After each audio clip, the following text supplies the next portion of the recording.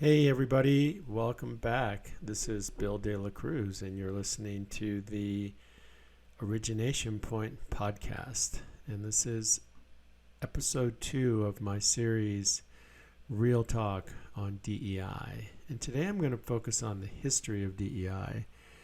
I want to start with the present though, because the way that it's being told is that politics and politicians created DEI for their benefit. And the reality is that politics and politicians have co-opted DEI and then created a narrative around it that fits their political ideology and aspirations. And I think it's important to understand that because DEI, for those of you who aren't aware, stands for diversity, equity, and inclusion. And according to something I read on the internet, and the articles that I'm referencing, I got off of the internet. So I understand that some may be true and some may be not. So I'm just letting you know.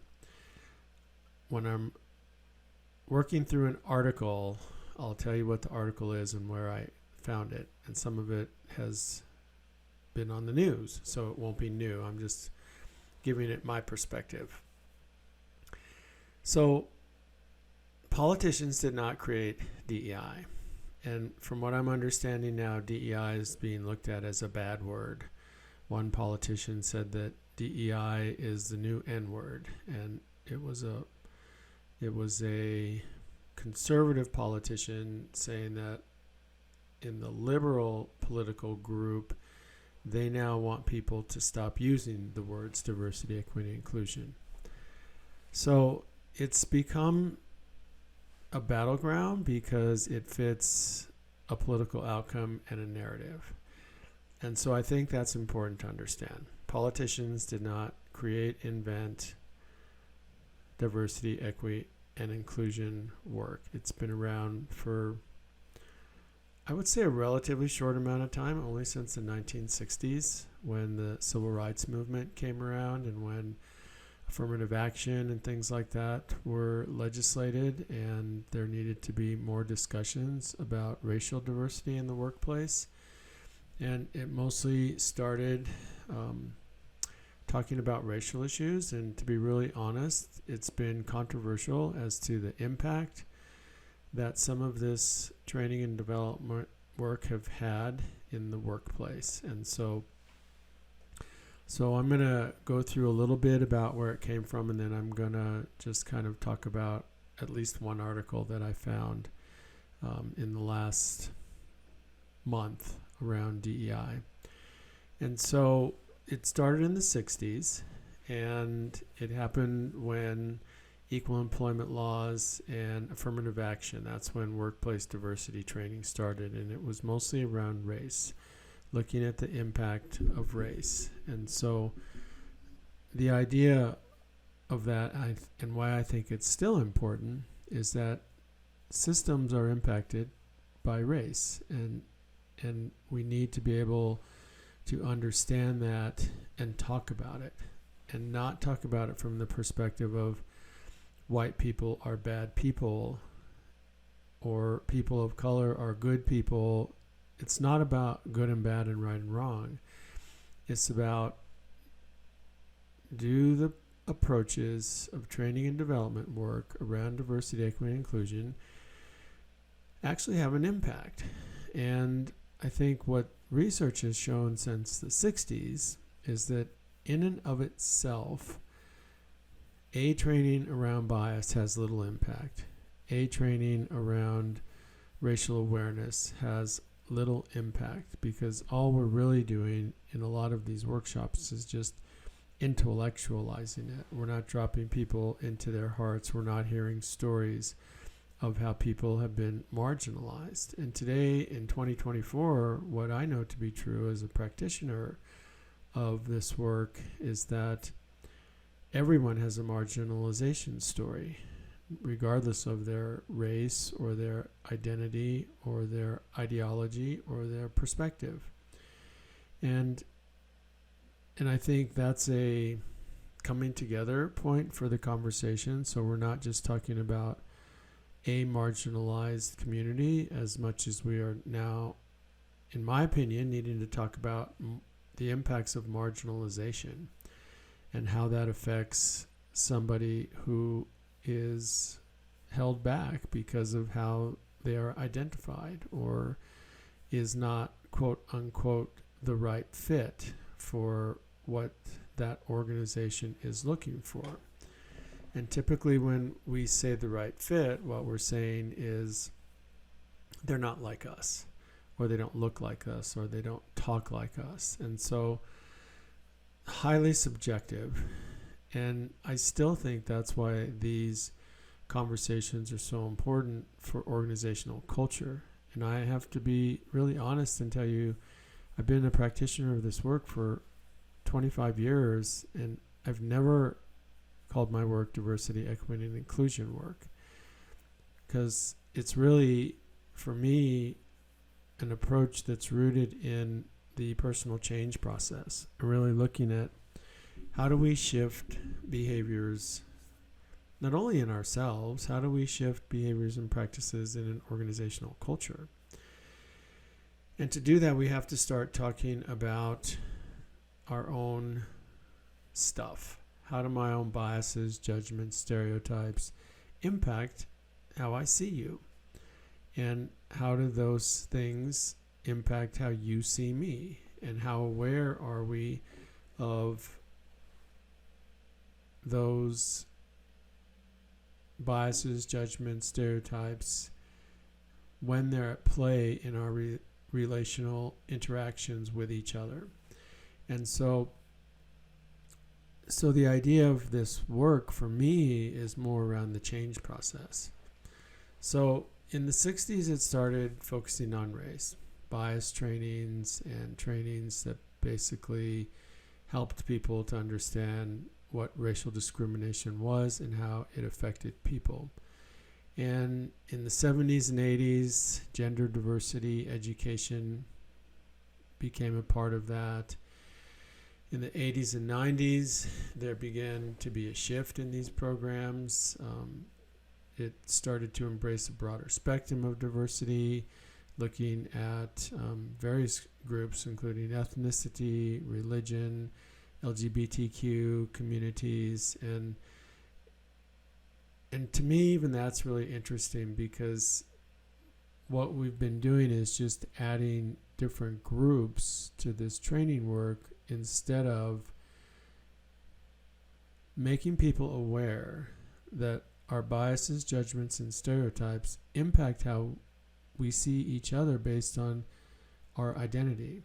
And so it's not so much about what the identity is, and it's more about your identity is different from mine, so I'm going to discriminate against you because I don't see you as part of my community. I see you as the other. And so as we keep adding more and more groups, we're not really shifting the mindset or the narratives or the thinking about how we work through biases and how we work through those blind spots that we all have when we think, I don't see you through a lens of your identity. I see you as a human being. And I think it's true for a lot of us. We don't see people through the lens of their identity, because if we don't know someone else's identity, and if we don't ask them and they don't tell us, we don't know. Then we run the risk of seeing the other person through our label. And a label is how I see you based on my perception of you, my stereotypes of you, my biases of you, or my judgments of you based on how I've labeled you. And then I interact with you based on my label that I created for you versus who you truly are. And when I've approached my work from that perspective, it enables people to plug in a broad spectrum of identities and start to understand how their own biases, judgments, and stereotypes impact how they see each other. And so as these multiple groups started to become a part of the DEI landscape in the 80s and 90s, some people thought it would dilute the focus on core issues like racial discrimination. And yet the reality is that even with a focus on racial discrimination from the 60s through the 90s, it didn't really change the way that people were discriminated against based on race. And in some ways it exacerbated it because it brought up a lot of these issues that some people weren't aware of, and so it started to put more of a spotlight on race versus what are impacts of interacting with each other based on race, which is such an interesting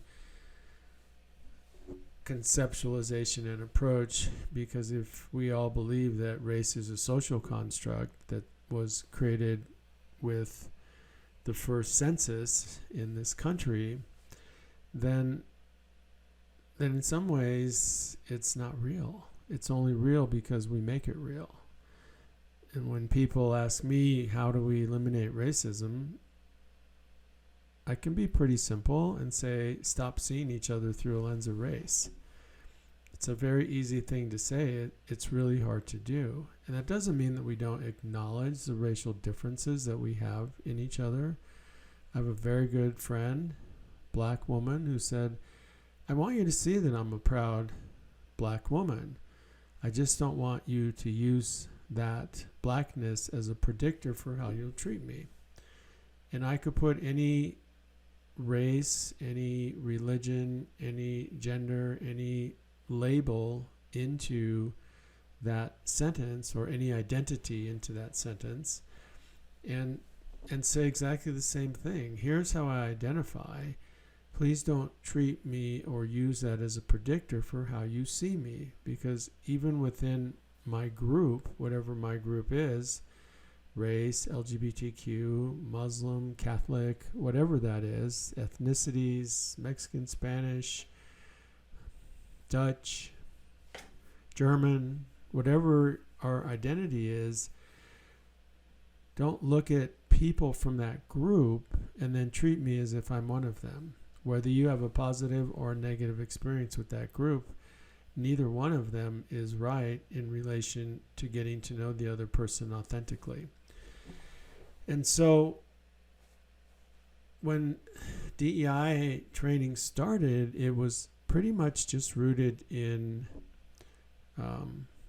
looking at different categories of identity and then talking about how are they impacted, how are we recruiting more people from those groups, which is a big challenge in itself, because when we recruit for diversity, we're not always looking at the culture that people are being brought into, the organizational culture, and if people are having to assimilate or acculturate. And now when I talk about bringing people into the culture, I'm talking about all races of people, all identities of people. And when I talk about the organizational culture, the biggest question is it a culture that centers a feeling of belonging and value?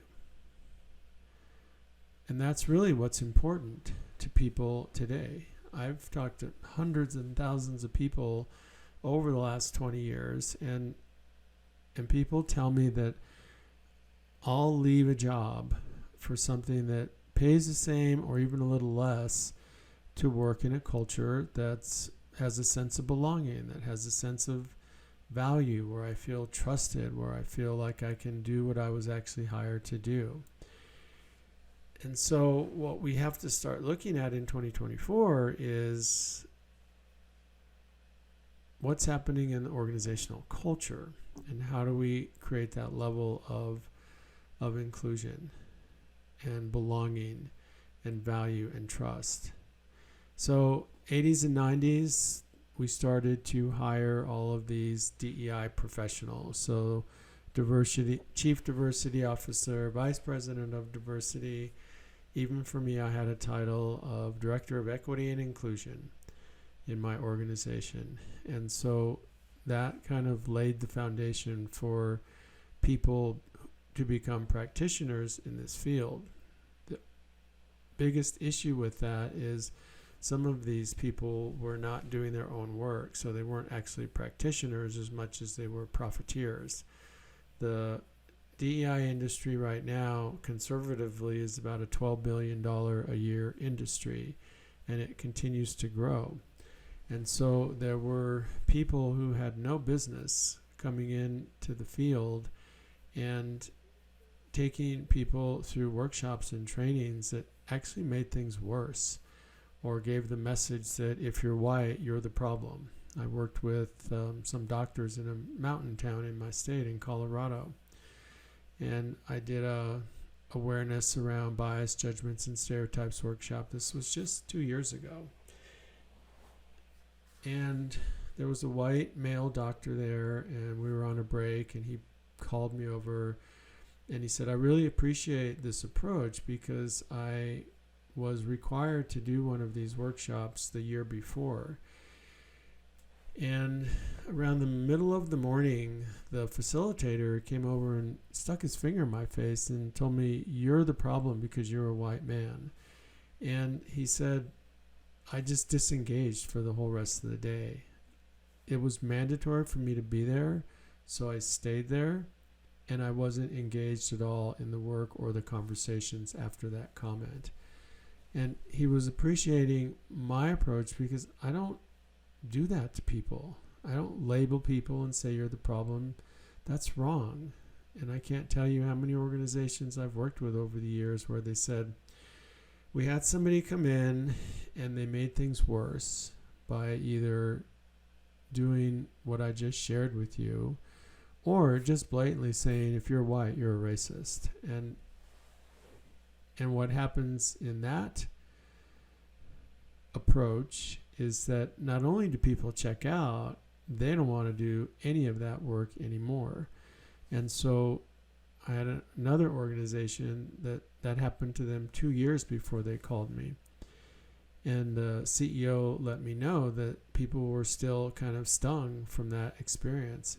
And it took me 6 months and 4 or 5 meetings with them to get them to trust me that I wasn't going to approach it that way, that the approach that I use is more around skills and awareness and understanding.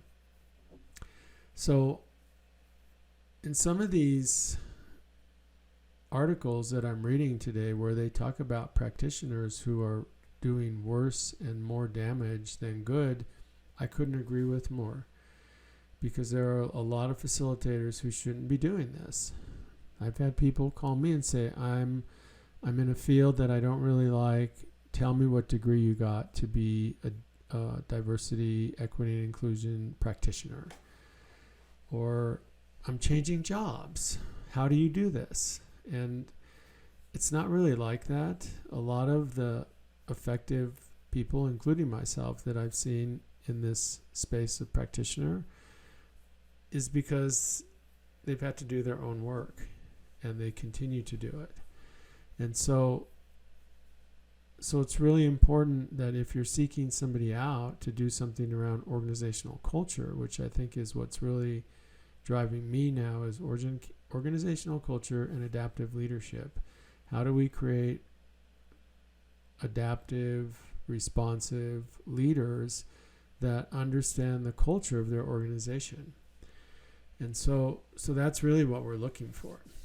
So as we move through, again, 1990s, then there became this business case for diversity, which is really true. When you have more diverse organizations, you have multiple different perspectives. And so more diverse organizations encompass all natures of identity and diversity: age, gender, ability, disability, religion, being in the military, your perspective, your values, your beliefs. And so often what it turns into is, well, we really love that you have all that, And we're just looking for somebody that is really narrow in this set of beliefs or ideologies that fit in with our business. And so the organization has to do a lot of foundational work to be able to engage in having people with a variety of perspectives. Because it's one thing to say we want a whole variety of perspective. It's a whole other thing to actually listen to what they have to say. I worked with a group of nonprofits, and they were representing a lot of social programs for a very wealthy community, so working with people who couldn't really afford to buy a house in these communities. And they said that we really value having everyone's voice at the table.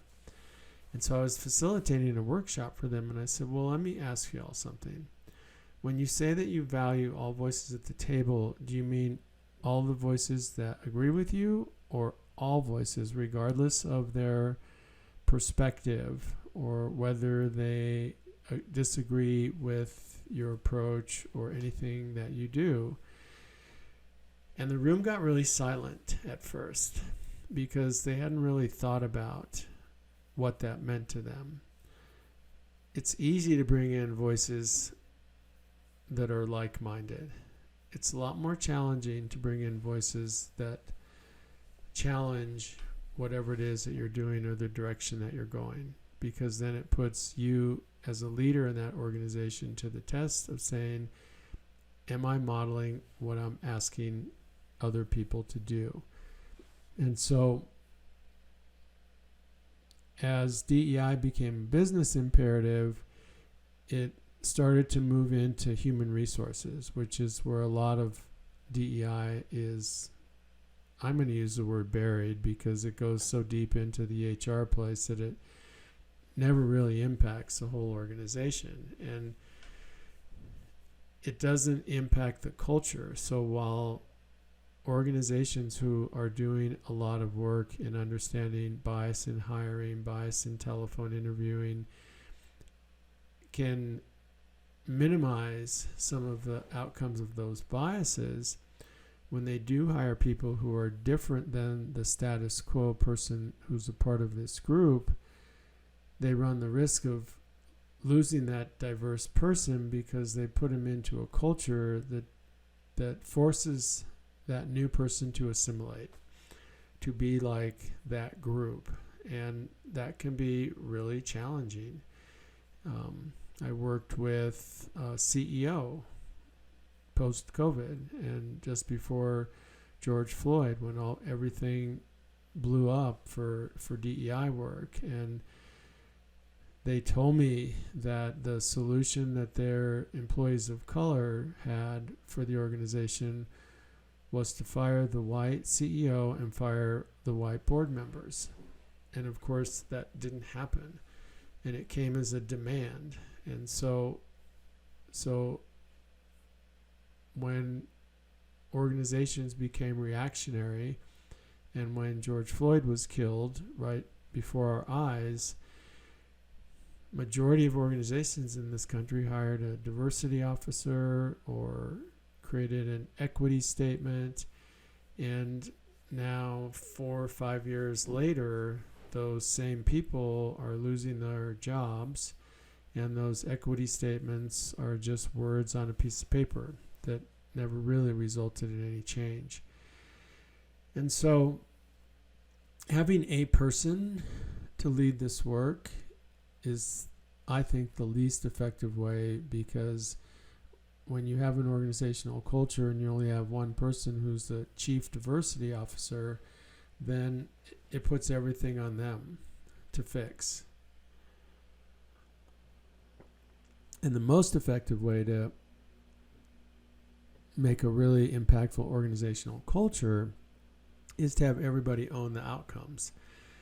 And so the approach should be something like awareness. So what is it that we are solving for? How do my own biases and judgments and stereotypes play a role in what I'm experiencing and the results that we're getting?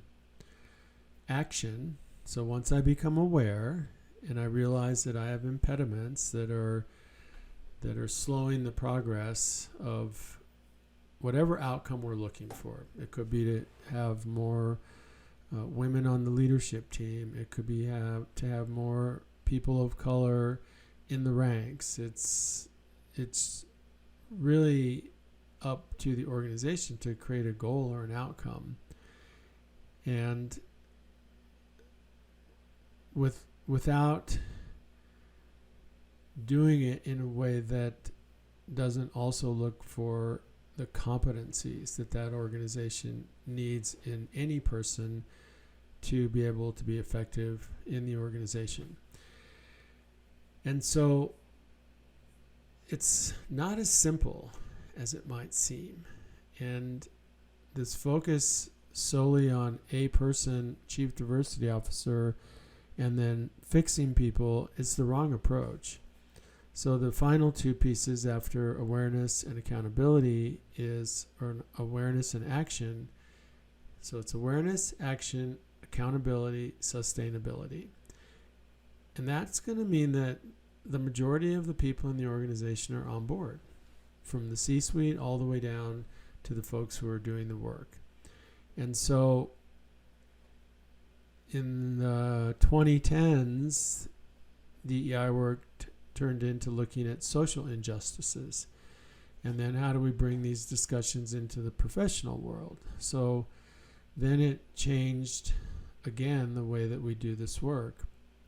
And all of the political, social upheavals acted as a catalyst, and people wanted to talk more about racial justice and equity. And it did lead to more in-depth and honest conversations. I can't really tell you that it affected real change within the organizations.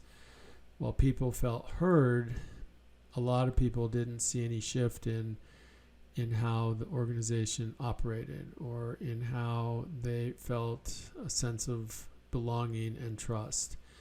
And so then during COVID, it switched into digital training, which I still have a bias that that's the least effective way to do this, because there's an emotionality that's missed in digital training. And a lot of digital training is one way, where I'm sitting in front of a screen listening to somebody give me a lesson, and I might take it in and I might not. I might be doing something else on my computer than paying attention. And so now there's dashboards and all types of electronic approaches to measure things, and their benefit is mostly to the people who are selling them.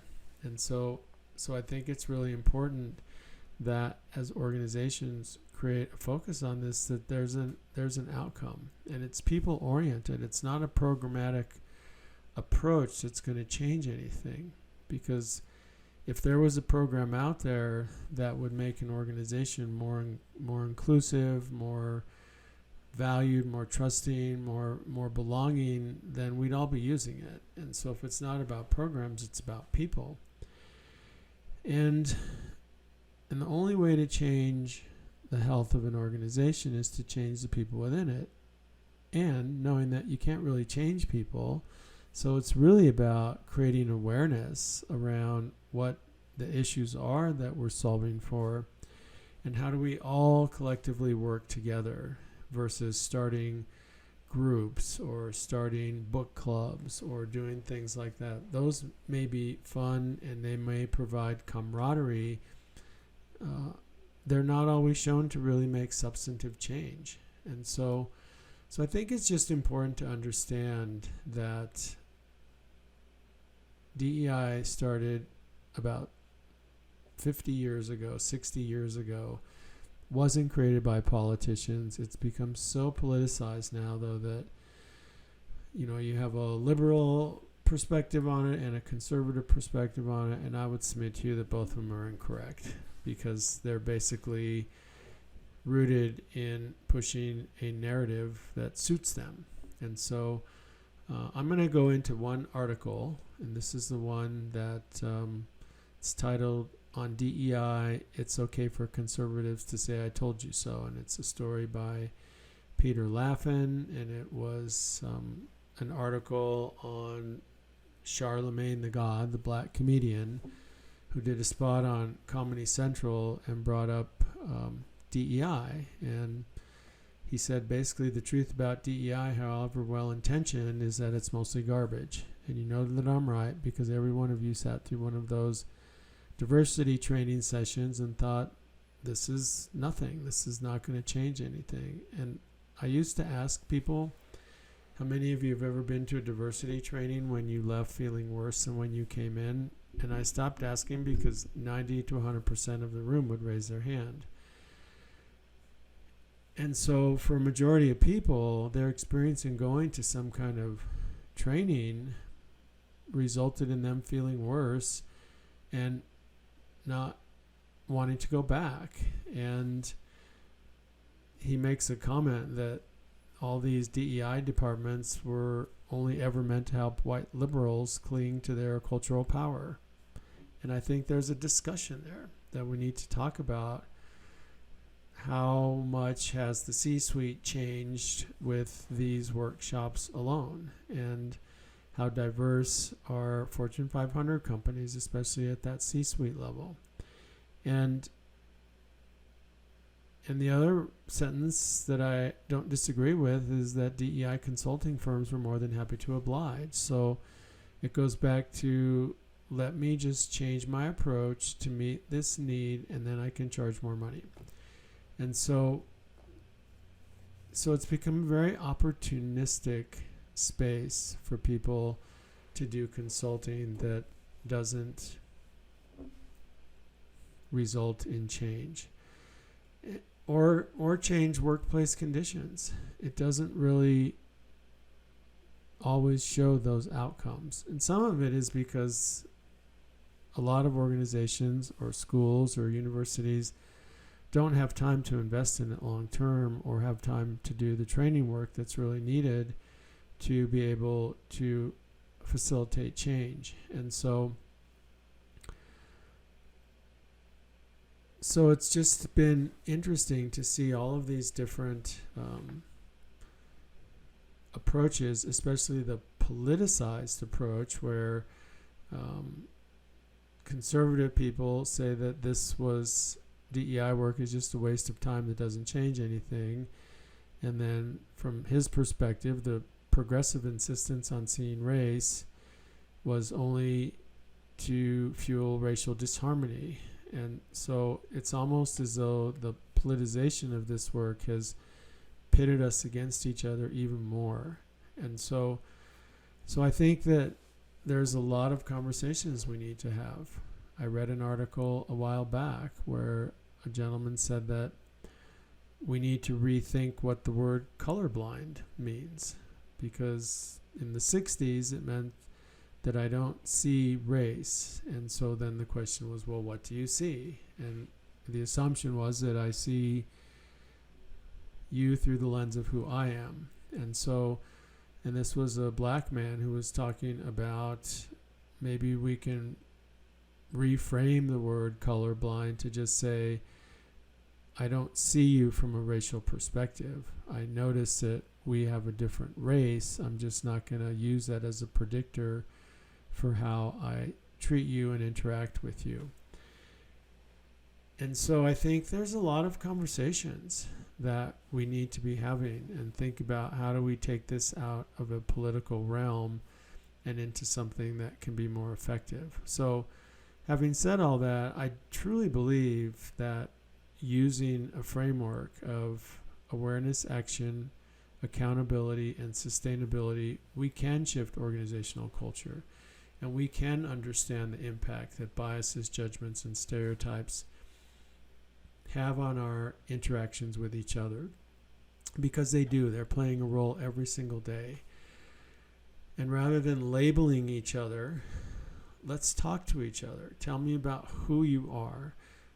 Share with me what values or what beliefs or what drives you to be you. And what is it that's most important about you in terms of your own identity? Because the politicization of this approach is not benefiting anyone. And just firing people from college diversity departments doesn't support this cause, because it gives a narrative that you are labeled, and because of your label and because of my perspective that DEI does harm, then I'm automatically going to put that on you, and I'm going to fire you before you can do harm. Versus having an understanding about why that program exists and what have their successes been. I do really agree that there has to be accountability for outcomes. And if you're not achieving organizational outcomes, then why do we have a DEI program or office? And so as a practitioner who really supports belonging and inclusion and being trusted and feeling valued, I think that there is a way through this. And it has to be done in a way that there's no judgment that leads to blame or shame, and that we figure out how to normalize this conversation and understand the impacts that especially biases have in how we see each other. And I will admit to y'all that even this podcast that I'm sharing with you is biased, because I have my own perspective, ideology, and result. So the approach through this is not to be an unbiased person. It's not to ever stop stereotyping or judging, because that's all part of our shared humanity. We will always do that. The point of being more aware and understanding the impact is that I don't have to say everything that's in my head, and everything that is in my head about you isn't necessarily true. And I have to be able to have enough skills and to develop a relationship with you to be able to ask you, tell me how you identify. Here's what I think. What do you think? So, a lot of food for thought, and I appreciate you listening. I appreciate your feedback. If you want to reach out, we have a new website. It's called De La Cruz Leadership Solutions. Reach out if you have a question. If you would like to be interviewed on my Real Talk on DEI, regardless of what your race is, about the impacts of either having a DEI program or not having a DEI program, shoot us an email, and I can get back to you and see if we can get you scheduled to be interviewed on this podcast. My name is Bill De La Cruz. You've been listening to the Origination Point podcast and Real Talk on DEI. Look forward to your feedback, and until next time, keep growing.